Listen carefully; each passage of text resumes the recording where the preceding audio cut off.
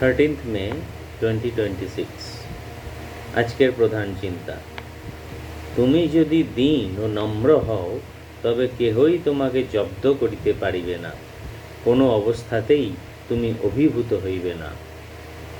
কেন তুমি হও ভয়ে বিকম্পিত? তিনি যে নহেন এমন দেবতা, নিষ্ঠুর শাস্তিদাতা।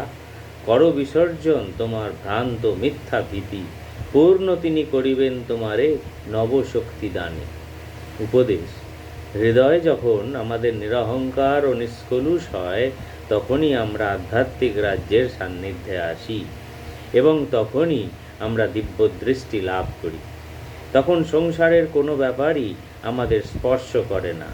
তখন আমরা সুখ দুঃখে, জয় পরাজয়ে উদাসীন হইয়া থাকি।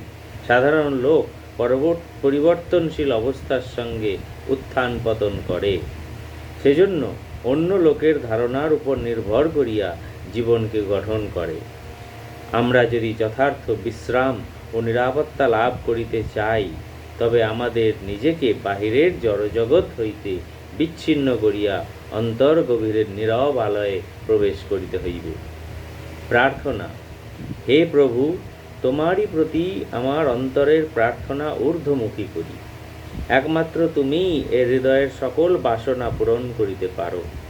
তোমার সহায়তা বিনা আমি যে কিছুই করিতে পারি না।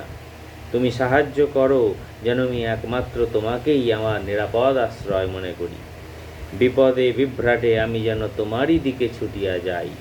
সকল অবস্থার রক্ষণ লাভের আশায় আমি যেন তোমারই দিকে তাকাই এবং একমাত্র তোমাকেই বিশ্বাস করি।